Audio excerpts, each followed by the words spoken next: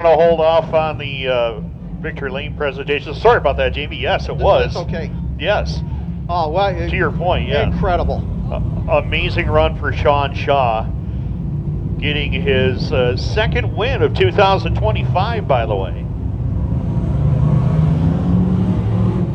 I told you before that this young man is going places in that 7S. Absolutely. He is going to be one of the big ones. And how about a very, right now we can kind of unofficially say congratulations to Billy Dunn capturing the 2025 Whitesboro Plow Shop Dirt Car 358 Modified Track Championship, the 7th time here at Can-Am. Absolutely amazing. Just incredible. An incredible career he has had. And we're not done. We got a Sportsman title to decide. 28 points separate the top three, that being Gavin Eisele, Richard Murtaugh, and Jessica Power. And we are ready to go. White flag in the air. Greg Henry going away from the pole in the number 2, along with Paul DeRuyter in the 1D. Row 2, it's Logan Brown in the 934 of Eric Nier. Row number 3, Justin Gadbaw, 18G, 44, Taylor Doxtater. Row 4, Frank Sibley in the 92-33, Richard Murtaugh. Row 5, last week's winner, Trevor Gibbons, 621-52, Jessica Power. Row 6, Tyler Stevenson, the 28, 14, Camdin Cook. Row number 7, 17 of Owen Nier, 18, Gavin Eisele, 5 of Eymarah Bowman, alongside of 54, Brady Howard. Row number 9, Billy Eisele Jr., the ETD, the 03 of Joshua Jock. Steve Roberts, the 5R, alongside of him, 34K of Keegan Nier, 747 Haily Brownell, along with the 9 of Gregory Gould, and Grayson Soper completing the rest of the field in car number 38. 20 laps the distance. Tim, this ought to be a good one right here. I totally agree. Absolutely. It will be a good one. Recall last year, it was Eric Nier collecting his first career Sportsman win. He went on later, the next week, 7 days later, to pick up the DIRTcar Sportsman Series win in dramatic fashion over Shane Pecor and Richard Murtaugh. Right now, track championship.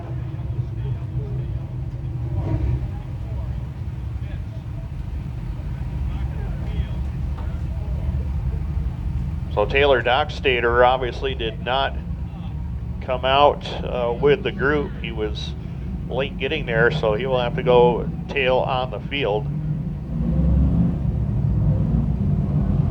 So we'll try the white flag again.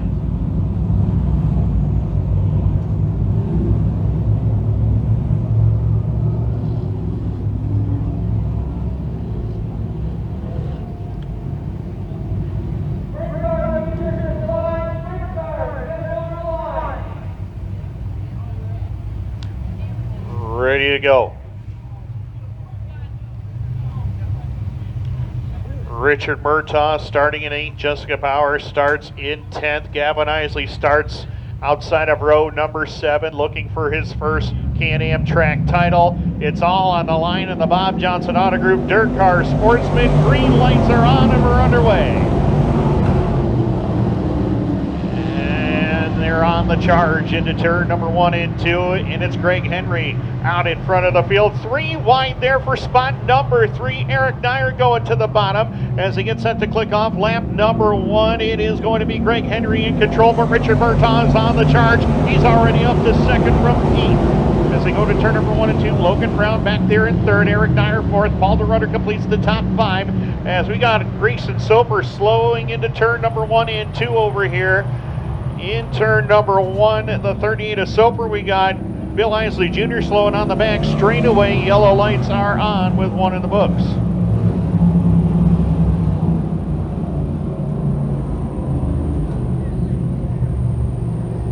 So yellow lights are on with 1 in the book. And Logan Brown slowing with a problem in turn number 2. There is so much going on out there right now, Tim, that I can't even keep track of it. I don't know how you're keeping track of it.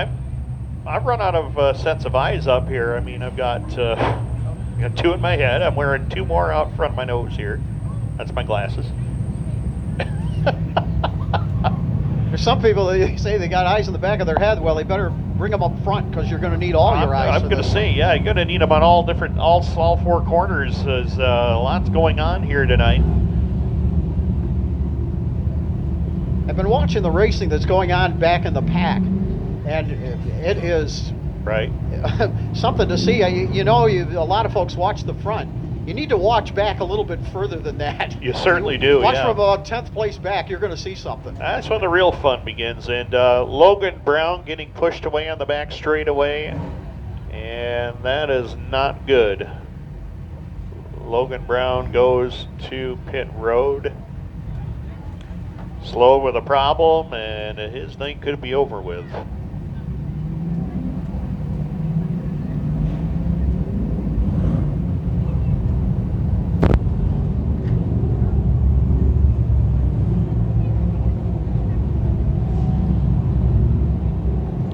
And a tough break there for Logan Brown. Looks like word from pit road that he is done for the night.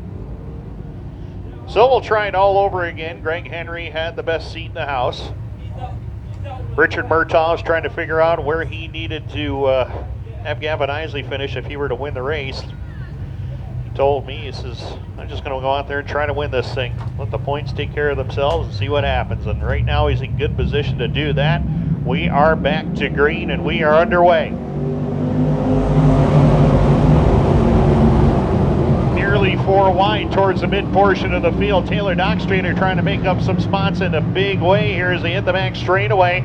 And Richard Murtaugh flanks that number 33 out in front on the top side of the speedway. So Richard Murtaugh to the point as they head up into turn number 3 and 4 and back down to the line this time by lap number 2 goes up on the leaderboard. And Richard Murtaugh picked up a couple of wins in back-to-back weeks here. Back on July 11th and July the 18th. If he could get the win tonight, it would be a big one as he holds the lead. Gavin Eisele right about where he needs to be if he wants to claim this track championship. Currently battling with Camdin Cook right now for position as they go to turn number 1 and 2 and down the back straightaway. Meantime, Murtaugh and Eisele, the leaders of the championship battle right now. Jessica Power stuck back there towards the back portion of the top 10. As they work it up into turn number 3 and 4 and down to the line. Murtaugh well in command of it here as they go up into 1 and 2.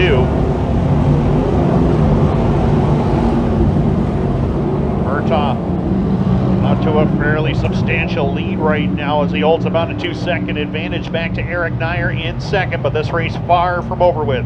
As they come back down to the line, lap number 5 goes up on the board to Murtaugh. Big lead at the moment. Battle is on for second. Eric Nier has it. To Craig Henry, way upstairs on that outside lane, trying to take it away from him. Gavin Eisele right there in the mix as well. We got a problem with Steve Roberts here on the front straightaway. Roberts with a flat right rear tire on the number 5. The Harrisville, New York native slows it to a crawling pace into corner number 1, and the yellow lights are on with 5 in the books.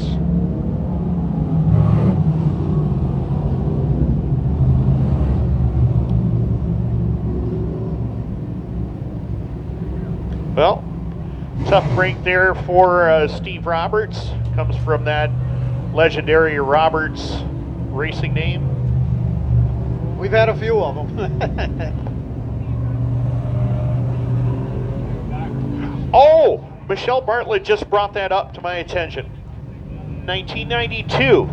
If you've been, yep, I think you're right. If we've been, I know I should have been paying attention to that one, but I think you one up me on that one. Oh my gosh! I'm glad I was sitting down for that. Michelle Bartlett with a firster and upping Tim Baltz 1. Oh my goodness! My gosh! She got me. Let me take a look. I believe you are correct. We gotta scroll down a ways. I had to take a sip of water after that. You gotta. Well, let's scroll down here. You are correct. I'm leaving my mark here. We have a new title holder in the clubhouse. Absolutely. Tim, you just got knocked off your throne there, I think. Wow. If you've seen the Facebook post that we put up about the preview to the race night, what's going to be happening and all that, we putting like on this day in history, what drivers have won what races on this current day in the history of the Speedway. And, well, on this day in history, 1992, Steve Roberts did indeed win the modified feature go.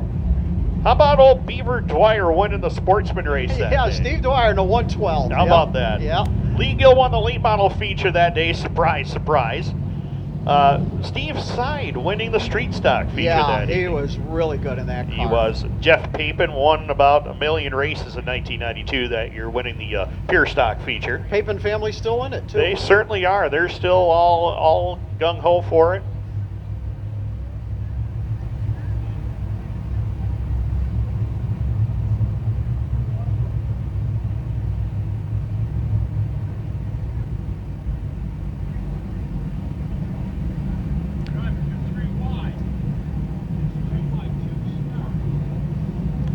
And row number 3, we're stacked up 3 wide here.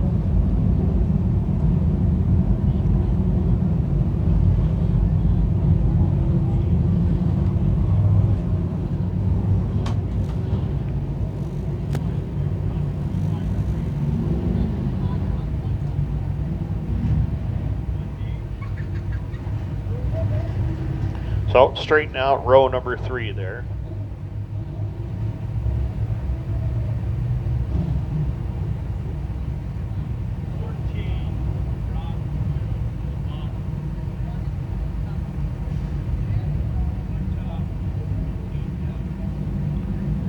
There we go. And just like that, we got it sorted out. Remember the old days, they used to have to take a lineup down to the starter, and the starter had to line them up, and I remember that. And up to the at the old Watertown Speedway, when Doug Atkinson would throw the lineup down from up top to Kenny Scott. Didn't they have it on a zip line or something? No, sir. They had it in a stone. He'd wrap it in a stone and throw it down so that it wouldn't fly away.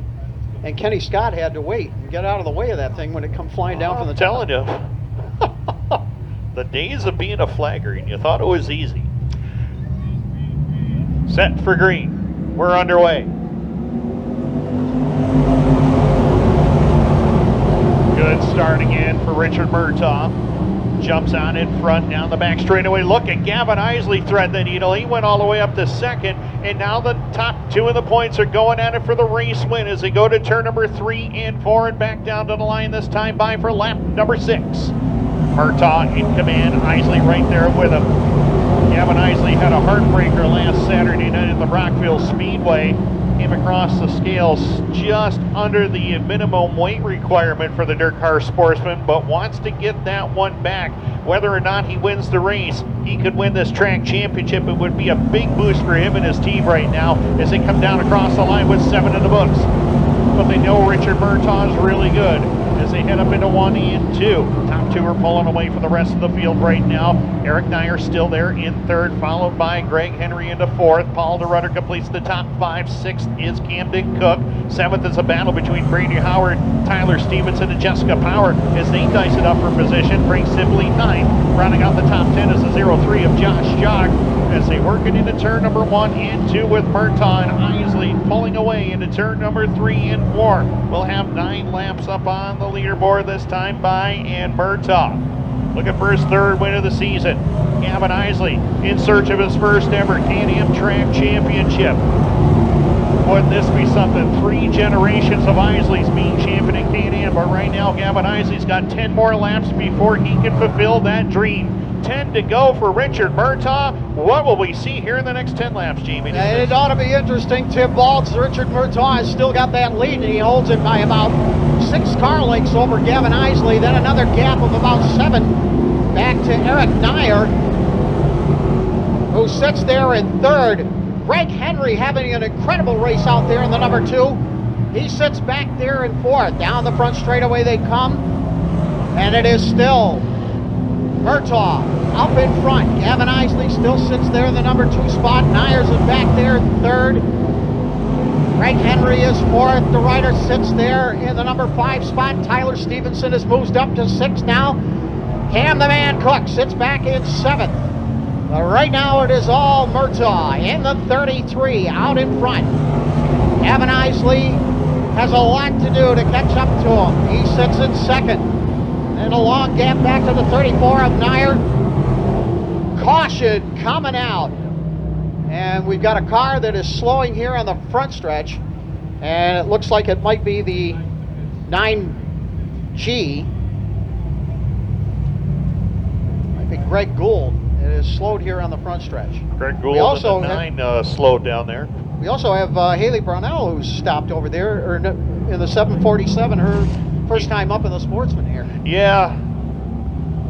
First time up with us in a little while here. She's making her 3rd overall start in this class. Now, she had been running with the limited Sportsman division earlier this year. Yes. Stepped away for a couple of weeks, came back, and has been with us for the last few weeks or so. But good to see her back, but not the way we wanted that to happen. Yeah, I stand corrected there. I haven't been here, so I did not know. That's, well, let's put it this way. It's my first time seeing you in the Sportsman. Well, there we go. Well, Tim, what do you think? This is rather interesting. I think that Sean Shaw's a pretty good listener, by the way. I told him earlier today. I sent him a text message earlier today. It says, right down there is where you got to be. And, well, he listened. He said, all right, then that's where we're going to be. What a job of driving he did. Oh, fantastic job, Sean. Great absolutely. job. And what a way to end the year for him. Of course, great way to end the season for Billy Dunn. Kind of a resurgence for him, winning the track championship for a 7th time. First time since 2018. Well, ladies and gentlemen, it's closed up here a little bit. It has. What did Jack Burgess used to say at the Moody Mile? It's show and tell time? It's show and tell time. That's right. Now, how many folks out there think that the 33 of Richard Murtaugh can win this one? How many think Gavin Eisele is going to catch him? Well, we'll soon find out.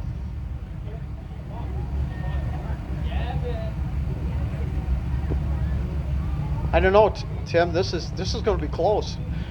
It's going to be very interesting coming down the stretch here for the final regular Sportsman race of the season. Of course, next week it's the big one, the DIRTcar Sportsman Championship Series race. Gavin Eisele is the current series point leader. Richard Murtaugh right in the hunt for that title as well. Both having banner seasons out there. Both of them are. Without question. Richard Murtaugh is having a great year in his own right. 7 wins on the season.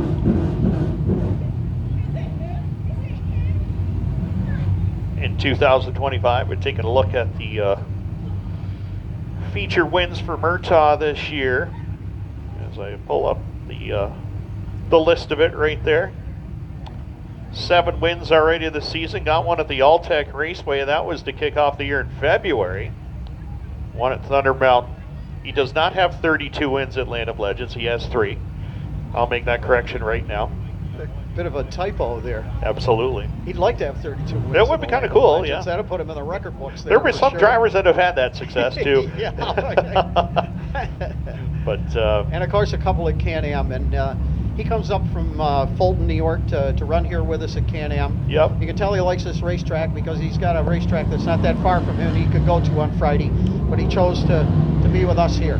Yeah, we've got some precipitation again coming down on the racetrack. Well, while we've got a minute, yes, sir. While they run this in, Eric Nier and Greg Henry are having an incredible run out there. I got to give a call to that 2-car Greg Henry. Greg has been around the sport for quite a while now, and they finally, I don't know what they found in this 2-car, but the Thurston family have got this car going in the right direction. Yes, they do. This number 2 has been around a long time in that family. Of course, Bob Thurston Jr. driving the number 2 modified. He drove the number 2 late model, as did Glenn Rue drive for Bob Thurston Sr. in the number 2. Yeah. And now here's Greg Henry in the number 2. Pretty impressive stuff. Yep. With what these drivers have been able to accomplish. Yep. Lindsay's brother Chris, also feature winner in that car here. We've had a lot of good drivers behind the wheel of that car. I remember when Bobby had the wheels auto supply sponsorship. Yes, he did. The yellow car that he had there, all painted up. Yeah, I remember that. He drove it that year. Former late model champion here, Rick Reed, drove that car for a brief period, and Rick was a champion here in the late models in 1978. And I was a sponsor on that car one time. Yep, you were. On that, had 3 cars at one time. I had what was then Terry Bushbacker. I was just about to say the name Terry Bushbacker. Yeah, that was the sheet metal deal. Exactly. Stock car Steve Bilo, I was in on that one too.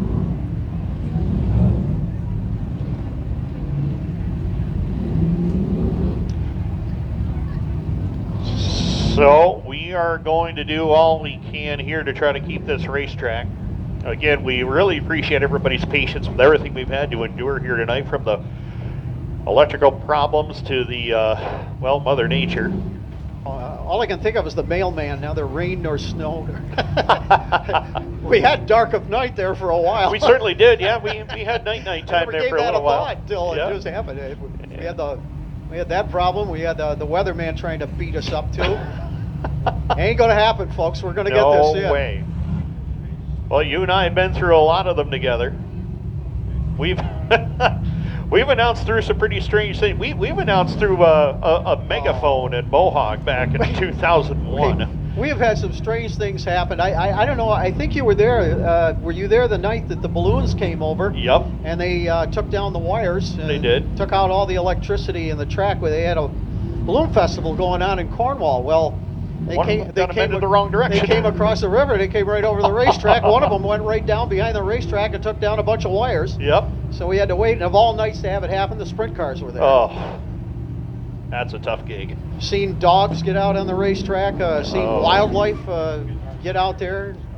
We've seen all sorts of interesting things back then, but fog. We saw fog. We saw fog roll in. Yeah. They had to run the cars around here real quick. Back in the day, the fog just rolled right in. It really did. I can remember watching the races here as a young fan and seeing what is that on the back straightaway? Oh, that's fog, Timmy. Oh dear. Now what do we do? Just had to keep running around and. That's true. And lift the fog out, and it did. Yep. Go back racing again. It worked itself out for sure. How about, I know he doesn't run here regular with us, but I got to give a shout out to this guy in the 03, Josh Jock. He's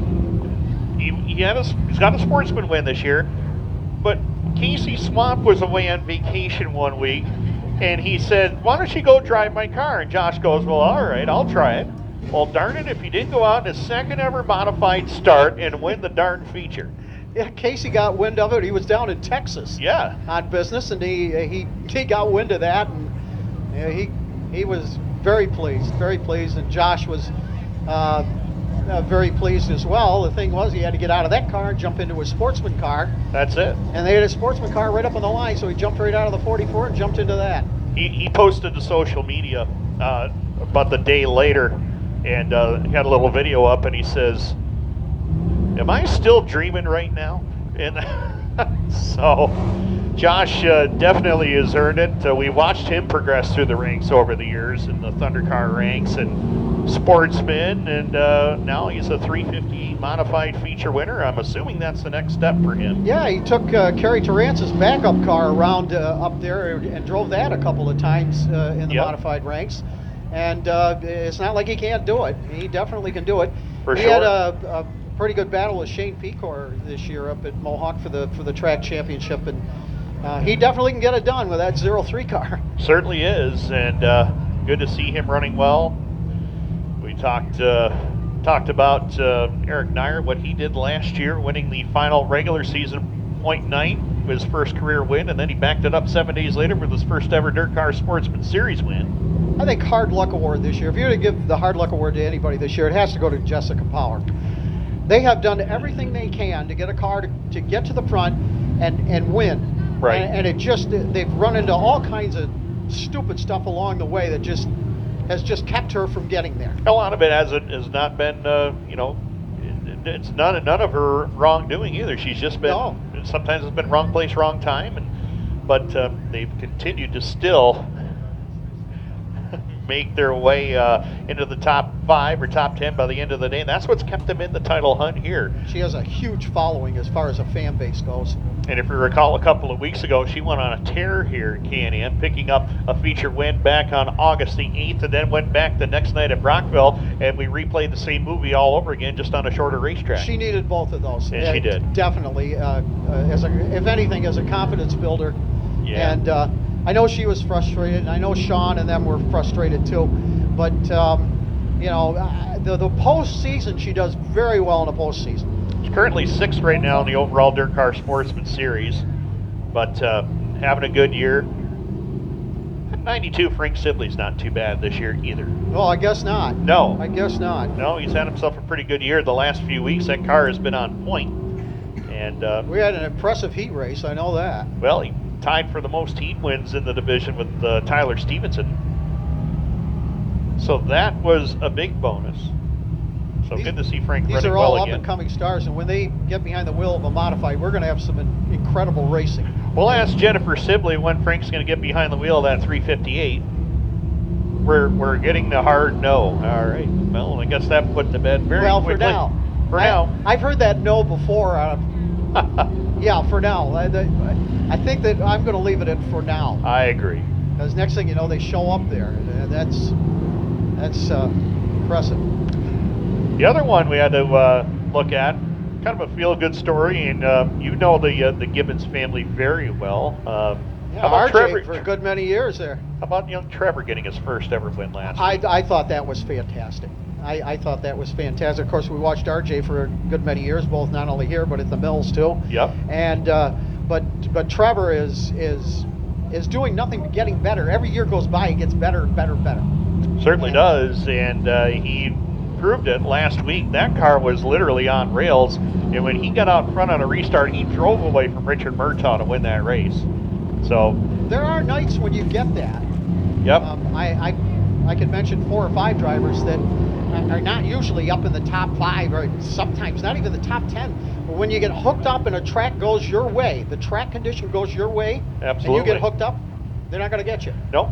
And we've seen a lot of drivers have that success over the years too, right? They get on a good racetrack, and you start them up front, and away they go. You want to go back a little bit further in the field? How about Paul DeRuyter and in that at number 1, and then Tyler Stevenson and Cam Cook. These are 3 fellas I think you better keep an eye on too. Yeah, Paul is of course Paul. He works for Buzz Chew Chevrolet, and in the wintertime, he does a lot with snowmobiles and stuff like that, but in the summertime, it's all racing all the time. He's on the crew for that Buzz Chew 88 with Matt Williamson, and they're enjoying quite the year in the Super DIRTcar series. They certainly are. And top 5 right now. Yep. He's right there. Paul DeRuyter is actually the winningest limited sportsman driver here at Can-Am. 10 wins in that division. Yep, there's nothing wrong with that. Not at all. That's excellent. That's excellent. If you go back to Tyler Stevenson, yes, that Fox 28 car, there's somebody right there who I think is excellent with tire management. If you watch Tyler, he's not going right in the beginning of the race, but when it comes down to the halfway point, that's when he starts traveling. Yeah, when he hears that pay window opening, and when he hears that pay window opening, it's game over for the field.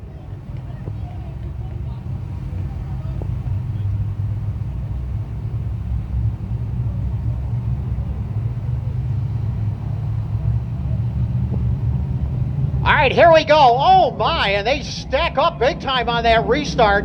And I don't know what happened there, but it looked like Gavin Eisele went to step on it, and nothing happened. That's the second car we've seen tonight have that happen to him. Yeah, we saw that happen there. We'll get the field lined up and we'll try it again. I have no idea what happened there, Tim. Me neither. That's the second time tonight I've seen that happen, and I no idea. Strange deal here. We got a vehicle that needs to be moved. License plate, it's a Hyundai we talked about earlier. LRW 6190. LRW 6190. It's a Hyundai. It needs to be moved. Somebody has to get out, please. Thank you. Thank you, Jody, and your assistant for that message. You're welcome. Back to live action.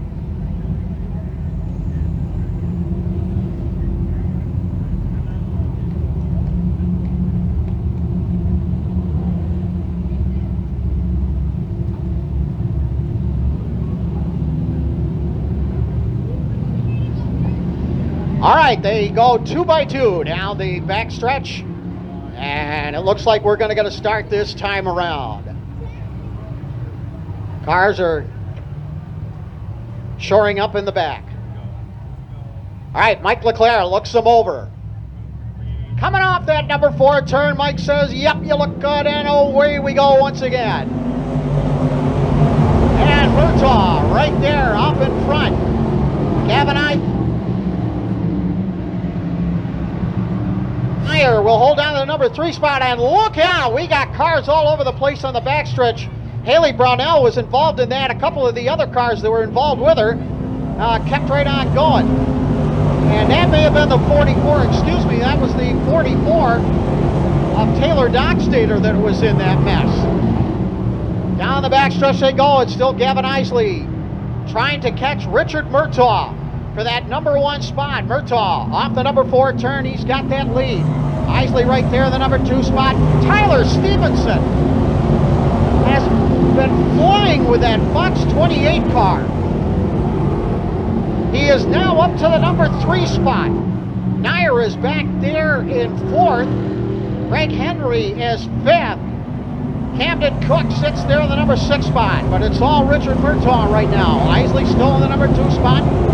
Tyler Stevenson is now 3rd. Nier is back there 4th. Greg Henry 5th. Cam the man holds on to the number 6 spot. DeRuyter sits there in 7th. And Jessica Powers in the number 8 spot, but it's all Richard Murtaugh right now. He has a commanding lead over Gavin Eisele. He holds about a 10 or 11 car length lead over Gavin Eisele. Then a gap of 5 back to the Fox 28 car of Tyler Stevenson. Nier holds down the number 4 spot. Henry holds on to 5th. Camdin Cook is 6th. DeRuyter and Jessica Power having it out for the number 7 spot. DeRuyter is able to hang on. Power goes down to the bottom side of the racetrack, is going to try him again and can't quite do it. Richard Murtaugh still up in front in the number 33 with 2 to go. Gavin Eisele sits there 2nd. Tyler Stevenson is 3rd. Nier is 4th. Henry right back there 5th. Cam the man is 6th. DeRuyter is 7th. And Jessica Power is back there in 8th. Coming off the turn, white flag is out this time. He's got a slower car in front of him. Tries to pick a lane to get around and will do so. Richard Murtaugh. Gavin Eisele still 2nd. Stevenson runs back there 3rd. Nier is feeling the heat from Greg Henry. Henry trying to get around the outside part of that number 34 car. Around he comes off the turn. Checkered flag is out, and Richard Murtaugh out of Fulton, New York will take the win. Gavin Eisele will get 2nd. Stevenson will finish in 3rd. Battle for 4th. And Greg Henry will hold on for 4th. Nier will get 5th. Camdin Cook will finish in 6th. DeRuyter will get 7th. Jessica Power will finish in the number 8 spot. So 25. So I kind of went in with the mindset we'll win and kind of see how things play out. Obviously, Gavin's so good here, it's tough to beat him. And our first full season here, we led the championship pretty much the whole season, and just had some mechanical issues slow us down at the end. And at least we got 3 wins on the season here and 8 total. Absolutely, a big year for you. And of course, you got Land of Legends and DIRTcar Sportsman Series. That's a big deal for you coming up. A lot of big races there too. Yeah, we series racing next week, so been having a lot of bad trends there. So we'll see what happens. We're back here next week. So See if you can turn it around. Anybody want to take in this car? yeah, my whole crew: Grayson, Sean, Mom, Dad, when he lived there at properties, Brianna, Kelsey, Dylan, Logan. Everyone that makes this happen, 180 Club Drive Properties, Big Race Products, Fast Line Performance, Premier Racing Setups, and Big Now Race Cars. See you back here next week. Maybe we'll see you back at Victory Lane. That'd be amazing. All right, Richard Murtaugh gets a